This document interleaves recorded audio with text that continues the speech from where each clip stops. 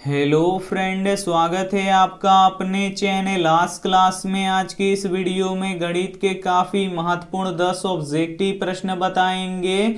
ये जो 10 ऑब्जेक्टिव प्रश्न है ये आपके फाइनल बोर्ड परीक्षा के लिए काफ़ी महत्वपूर्ण हैं और बिल्कुल ऐसे ही ऐसे प्रश्न आपके फाइनल बोर्ड परीक्षा में आएंगे। तो एक भी प्रश्न आप लोग स्किप मत कीजिएगा। वीडियो को प्लीज़ आप लोग शुरू से लेके अंत तक देखिएगा और चैनल को अभी तक आप सब्सक्राइब नहीं किए हैं तो चैनल को सब्सक्राइब कर लीजिएगा। और सब्सक्राइब करने के बाद एक बेल आइकन आता है तो बेल आइकन को दबा के ऑल पे कर लीजिएगा ताकि जब भी लाइव क्लास हो तो आपके पास नोटिफिकेशन पहुंचता रहे। तो आइए शुरू करते हैं पहले नंबर प्रश्न से। तो पहला नंबर प्रश्न है कि x के पावर 0 प्लस 2 के पावर 0 गुणे 2 का मान कितना होगा। काफी महत्वपूर्ण प्रश्न है ये आपके बोर्ड परीक्षा के लिए। यहाँ पे आपको बताना है कि x के पावर 0 प्लस 2 के पावर 0 गुणे 2 का मान कितना होगा। तो किसी भी संख्या का अगर हम पावर 0 कर देते हैं तो उसका मान कितना होता है, 1 होता है। अगर हम 100 का पावर 0 कर देंगे तो इसका भी मान कितना होगा, 1 होगा। अगर y का पावर 0 कर देंगे तो इसका भी मान कितना होगा, 1 होगा।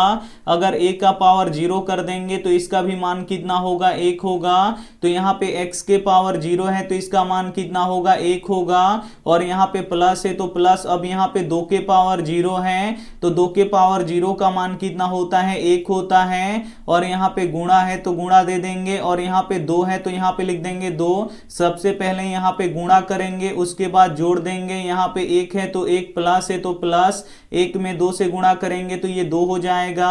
अब यहाँ पे देखिए 1 और 2 जोड़ेंगे तो कितना हो जाएगा, 3 हो जाएगा। यहाँ पे सी वाला ऑप्शन बिल्कुल ही सही हो जाएगा। आइए देखते हैं अगला प्रश्न, 2 नंबर प्रश्न है कि एक शंकु की ऊंचाई 24 सेंटीमीटर और आधार की त्रिज्या 6 सेंटीमीटर हो तो शंकु का आयतन ज्ञात करें। काफी महत्वपूर्ण प्रश्न है ये आपके बोर्ड परीक्षा के लिए। यहाँ पे शंकु का ऊंचाई 24 सेंटीमीटर दिया गया है और आधार की त्रिज्या 6 सेंटीमीटर दिया गया है। तो आपको शंकु का आयतन ज्ञात करना है। तो शंकु का आयतन का फॉर्मूला क्या होता है, तो 1/3 पाई आर स्क्वायर एच होता है। यहाँ पे आपको पाई का मान नहीं रखना है क्योंकि ऑप्शन में पाई का मान नहीं रखा है, तो आपको भी यहाँ पे पाई का मान नहीं रखना है। तो यहाँ पे 1/3 है तो 1/3, पाई है तो पाई। यहाँ पे आपको आर का मान रखना पड़ेगा तो आर का मान कितना है, 6 सेंटीमीटर है। लेकिन यहाँ पे आर का स्क्वायर है यानी यहाँ पे आर 2 है तो यहाँ पे 2 बार हम 6 सेंटीमीटर लिख देंगे। तो यहाँ पे लिख देते हैं 6 सेंटीमीटर गुणे 6 सेंटीमीटर। अब यहाँ पे आपको एच का मान रखना है तो एच का मान कितना है, 24 सेंटीमीटर है तो हम यहाँ पे लिख देंगे 24 सेंटीमीटर। अब 3 से इसे कटा दीजिए, 3 8 कितना हो जाएगा, 24 हो जाएगा। अब इसे गुणा कर लीजिए, 6 के 36 और 36 में 8 से गुणा कर दीजिए। यहाँ पे देखिए 8 6 48 के 8 हाथ में लगा 4 और 8 3 24 और 4 कितना हो जाएगा, 28 हो जाएगा यानी 288। और यहाँ पे देखिए पाई है तो पाई और सेंटीमीटर 3 है तो सेंटीमीटर में सेंटीमीटर से गुणा होगा तो सेंटीमीटर स्क्वायर हो जाएगा और सेंटीमीटर स्क्वायर में सेंटीमीटर से गुणा होगा तो सेंटीमीटर क्यूब हो जाएगा यानी 288 पाई सेंटीमीटर क्यूब हो जाएगा। यहाँ पे ए वाला ऑप्शन बिल्कुल ही सही हो जाएगा। ये देखते हैं अगला प्रश्न, 3 नंबर प्रश्न है कि समीकरण निकाय x प्लस 2y बराबर 3 तथा 5x प्लस ky बराबर 15 के अनगिनत हल हैं तो k का मान ज्ञात करें। काफी महत्वपूर्ण प्रश्न है ये आपके बोर्ड परीक्षा के लिए। यहाँ पे 2 समीकरण दिया गया है और इन दोनों समीकरणों का अनगिनत हल है यानी अनंत हल है। तो आपको इस k का मान निकालना है। तो यहाँ पे इन दोनों समीकरणों का अनगिनत हल है तो इनका समीकरण कैसा होगा, तो a1/a2 बराबर b1/b2 बराबर c1/c2 होगा।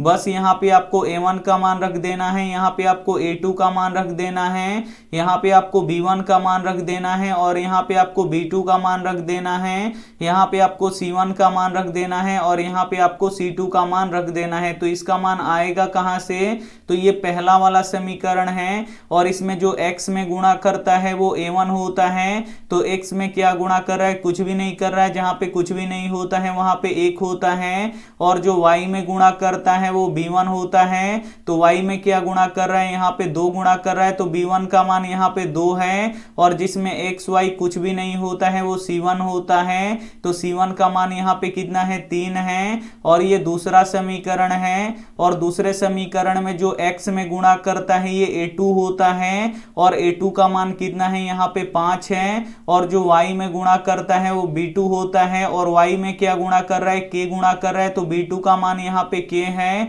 और C2 का मान कितना है यहाँ पे 15 है। बस यहाँ पे आपको रख देना है। A1 का मान 1 है तो यहाँ पे लिख देंगे 1, और A2 का मान कितना है 5 है तो यहाँ पे लिख देंगे 5, और B1 का मान कितना है 2 है तो यहाँ पे लिख देंगे 2, और B2 का मान कितना है k है तो यहाँ पे लिख देंगे k, और यहाँ पे C1 का मान कितना है 3 है तो यहाँ पे लिख देंगे 3, और C2 का मान कितना है 15 है तो यहाँ पे लिख देंगे 15। ये तीनों आपस में क्या है, बराबर है, तो इन दोनों को बराबर करके आप k का मान निकाल सकते हैं, और इन दोनों को भी बराबर करके आप k का मान निकाल सकते हैं। तो हम इन दोनों को बराबर करते हैं, तो यहाँ पे लिख देते हैं 1/5 बराबर 2/k। अब आपको क्या करना है, क्रॉस मल्टीप्लाई करना है, तो k में 1 से गुणा होगा तो k हो जाएगा, और 5 दूनी कितना हो जाएगा 10 हो जाएगा, यानी k का मान कितना निकल गया 10 निकल गया। यहाँ पे बी वाला ऑप्शन बिल्कुल ही सही हो जाएगा। ये देखते हैं अगला प्रश्न 4 नंबर प्रश्न है कि दो बेलनों के त्रिज्याओं का अनुपात 2:3 है तथा ऊंचाइयों का अनुपात 5:3 हो तो उनके आयतनों का अनुपात ज्ञात करें। काफी महत्वपूर्ण प्रश्न है ये आपके बोर्ड परीक्षा के लिए। यहाँ पे दो बेलनों के त्रिज्याओं का अनुपात 2:3 दिया है, यानी पहले बेलन का त्रिज्या 2 दिया है और दूसरे बेलन का त्रिज्या यहाँ पे 3 दिया है। तो पहले बेलन का त्रिज्या हम R1 मान लेते हैं, और पहले बेलन का त्रिज्या यहाँ पे 2 दिया है, और दूसरे बेलन का त्रिज्या हम R2 मान लेते हैं, और दूसरे बेलन का त्रिज्या यहाँ पे 3 दिया है, तथा इनके ऊंचाइयों का अनुपात यहाँ पे 5:3 दिया है, यानी पहले बेलन का ऊंचाई यहाँ पे 5 दिया है और दूसरे बेलन का ऊंचाई यहाँ पे 3 दिया है। तो पहले बेलन का ऊंचाई हम H1 मान लेते हैं, और H1 का मान कितना दिया है 5 दिया है, और दूसरे बेलन के ऊंचाई हम H2 मान लेते हैं, और H2 का मान यहाँ पे कितना दिया है 3 दिया है। तो बोल रहा है कि इनके आयतनों का अनुपात ज्ञात करें। तो सबसे पहले हम पहले बेलन का आयतन का फॉर्मूला लिखेंगे, तो इसका फॉर्मूला होगा पाई R1 का स्क्वायर H1 अनुपात। अभी हम यहाँ पे दूसरे बेलन के आयतन का फॉर्मूला लिखेंगे, पाई R2 स्क्वायर H2। बस यहाँ पे देखिए पाई से पाई क्या हो जाएगा, कट जाएगा। R1 का मान कितना है 2 है तो यहाँ पे लिख देंगे 2, और इसका स्क्वायर है तो स्क्वायर, और H1 का मान कितना है 5 है तो यहाँ पे लिख देंगे 5, और अनुपात है तो अनुपात। यहाँ पे देखिए R2 का मान कितना है 3 है तो यहाँ पे लिख देंगे 3, और इसका स्क्वायर है तो स्क्वायर, और H2 का मान कितना है 3 है तो यहाँ पे लिख देंगे 3, और 2 का स्क्वायर करेंगे तो ये कितना हो जाएगा 4 हो जाएगा, और गुणा है तो गुणा 5 है तो 5, अनुपात है तो अनुपात। 3 का स्क्वायर करेंगे तो ये कितना हो जाएगा 9 गुणे 3 हो जाएगा। अब यहाँ पे देखिए 5 का कितना हो जाएगा 20, अनुपात 9 3 कितना हो जाएगा 27 हो जाएगा। यानी उनके आयतनों का अनुपात कितना निकल गया 20:27 निकल गया। यहाँ पे बी ऑप्शन बिल्कुल ही सही हो जाएगा। ये देखते हैं अगला प्रश्न 5 नंबर प्रश्न है कि cos 1 degree into cos 2 degree into cos 3 degree dot dot cos 90 degree का मान ज्ञात करें। काफी महत्वपूर्ण प्रश्न है ये आपके बोर्ड परीक्षा के लिए। यहाँ पे cos 1 degree into cos 2 degree into cos 3 degree dot dot cos 90 degree का आपको मान ज्ञात करना है। तो इसका मान कैसे निकलेगा, तो यहाँ पे देखिए cos 90 डिग्री का मान कितना होता है 0 होता है, और ये सभी क्या है आपस में गुणा में है। तो यहाँ पे देखिए cos 1 डिग्री में 0 से गुणा करेंगे तो 0 हो जाएगा, cos 2 डिग्री में भी 0 से गुणा करेंगे तो 0 हो जाएगा, और cos 3 डिग्री में भी 0 से गुणा करेंगे तो 0 हो जाएगा। यानी 0 में किसी भी संख्या से गुणा करते हैं तो 0 हो जाता है। तो यहाँ पे cos 90 डिग्री का मान हम 0 रख देंगे, तो इन सभी में 0 से गुणा करेंगे तो वो भी क्या हो जाएगा 0 हो जाएगा। यहाँ पे डी वाला ऑप्शन बिल्कुल ही सही हो जाएगा। उम्मीद करते हैं ये सभी प्रश्न आपको काफी अच्छी तरीके से समझ में आ रहा होगा। समझ में आ रहा है तो प्लीज आप लोग वीडियो को एकदम शुरू से लेके अंत तक देखिएगा, और वीडियो को अभी तक आप लाइक नहीं किए तो प्लीज आप लोग वीडियो को लाइक कर दीजिएगा। और ये हमारा व्हाट्सएप नंबर है, और अभी तक आप हमारे ग्रुप में नहीं जुड़े हैं तो इस नंबर पे आपको बोल देना है कि सर हमें ग्रुप में जोड़ दीजिए, तो हम आपको ग्रुप में जोड़ देंगे। आइए देखते हैं अगला प्रश्न 6 नंबर। 6 नंबर प्रश्न है कि यदि tan थीटा बराबर 3/4 हो तो sin थीटा का मान ज्ञात करें। काफी महत्वपूर्ण प्रश्न है यह आपके बोर्ड परीक्षा के लिए। यहाँ पे tan थीटा बराबर 3/4 दिया है तो आपको यहाँ पे sin थीटा का मान ज्ञात करना है। तो tan थीटा का फॉर्मूला क्या होता है, तो इसका फॉर्मूला होता है लंब बटा आधार। तो यहाँ पे लंब कितना दिया है, 3 दिया है, और आधार कितना दिया है, 4 दिया है। यहाँ पे आपको sin थीटा का मान निकालना है। तो sin थीटा का फॉर्मूला क्या होता है, लंब बटा कर्ण होता है। तो यहाँ पे तो लंब का मान पता है, लंब का मान 3 है, लेकिन कर्ण का मान नहीं पता है। तो सबसे पहले हम यहाँ पे कर्ण निकालेंगे। तो कर्ण कैसे निकलेगा, तो ये पाइथागोरस प्रमेय से निकलेगा। और पाइथागोरस प्रमेय क्या होता है, तो ये होता है कर्ण का स्क्वायर बराबर लंब का स्क्वायर जोड़ आधार का स्क्वायर होता है। यहाँ पे आपको कर्ण का मान निकालना है तो इसको वैसे ही छोड़ दीजिए। अब यहाँ पे आपको लंब का मान रखना है। तो लंब कितना है, 3 है, तो यहाँ पे लिख देंगे 3, और इसका स्क्वायर है तो हम यहाँ पे स्क्वायर लिख देंगे, प्लस है तो प्लस, और आधार का मान कितना है, 4 है, तो यहाँ पे लिख देंगे 4, और इसका स्क्वायर है तो हम यहाँ पे स्क्वायर लिख देंगे। यहाँ पे देखिए कर्ण स्क्वायर बराबर क्या हो जाएगा, 3 का स्क्वायर कितना हो जाएगा, 9 हो जाएगा, और 4 का स्क्वायर कितना हो जाएगा, 16 हो जाएगा। तो यहाँ पे कर्ण स्क्वायर बराबर क्या हो जाएगा, 9 में 16 जोड़ देंगे तो ये कितना हो जाएगा, 25 हो जाएगा।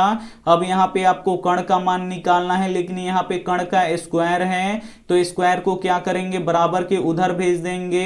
तो स्क्वायर जब बराबर के उधर जाएगा तो ये रूट हो जाएगा, यहाँ पे रूट 25 हो जाएगा। अब यहाँ पे देखिए रूट 25 का वर्गमूल कितना होता है, 5 होता है। तो यहाँ पे कर्ण का मान कितना निकल गया, 5 निकल गया। बस यहाँ पे आपको लंब का मान रख देना है। तो लंब का मान कितना है, 3 है, तो यहाँ पे लिख देंगे 3, और कर्ण का मान कितना निकला है, 5 निकला है, तो यहाँ पे रख देंगे 5। तो साइन थीटा का मान कितना निकल गया, 3/5 निकल गया। यहाँ पे डी वाला ऑप्शन बिल्कुल ही सही हो जाएगा। आइए देखते हैं अगला प्रश्न 7 नंबर। 7 नंबर प्रश्न है कि यदि 2 साइन 2 थीटा बराबर √3 हो तो थीटा का मान ज्ञात करें। काफी महत्वपूर्ण प्रश्न है ये आपके बोर्ड परीक्षा के लिए।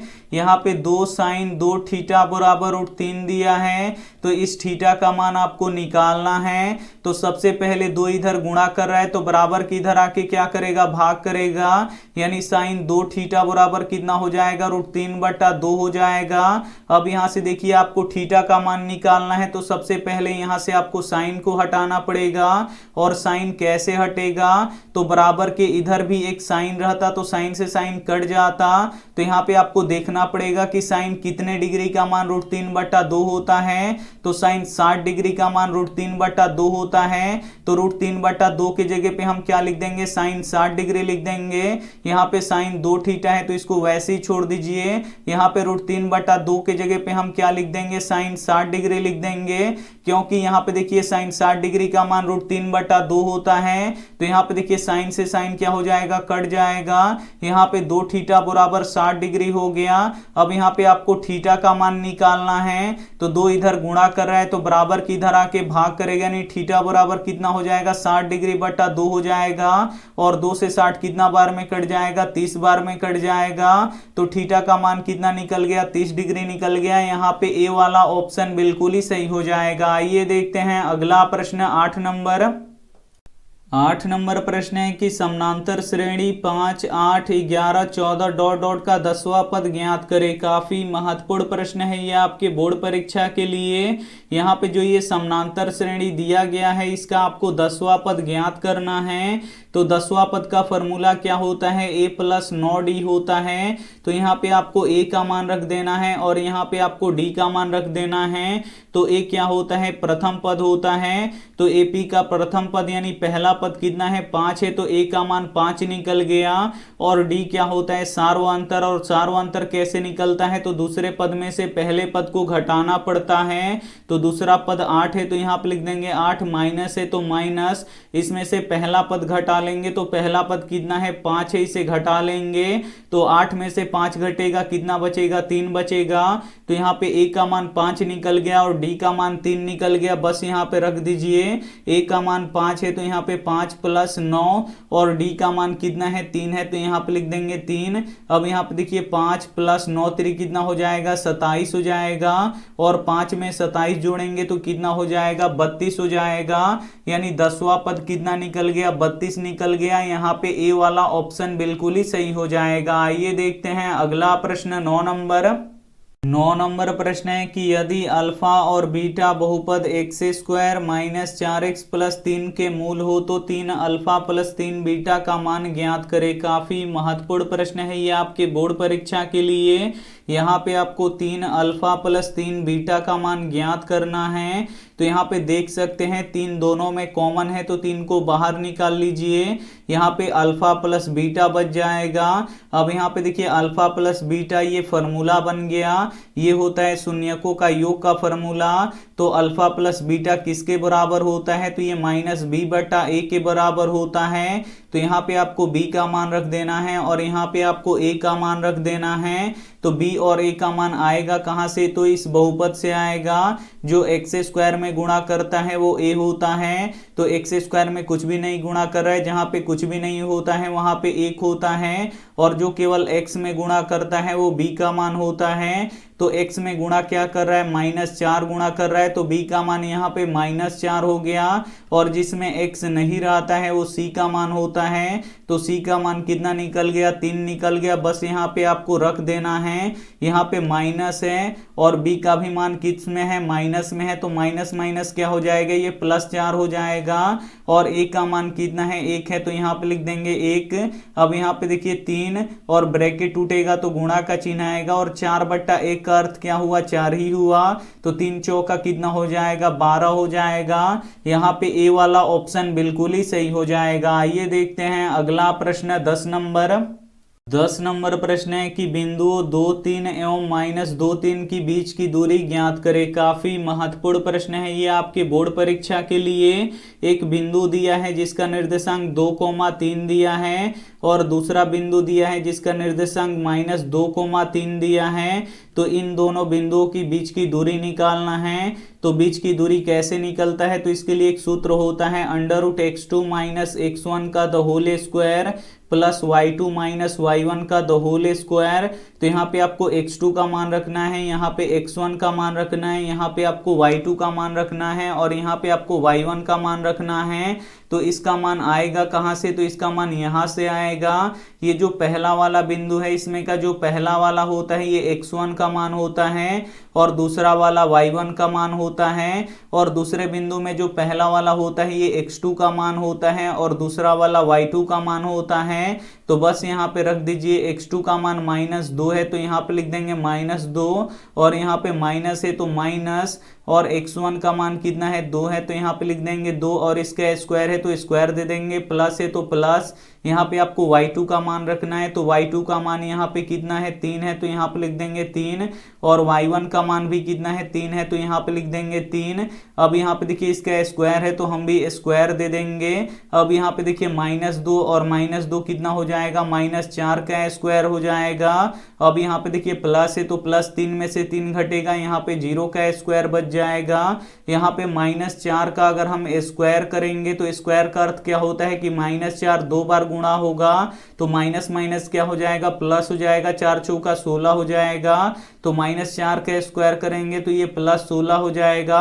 और यहाँ पे प्लस है तो प्लस और 0 का स्क्वायर करेंगे तो 0 हो जाएगा।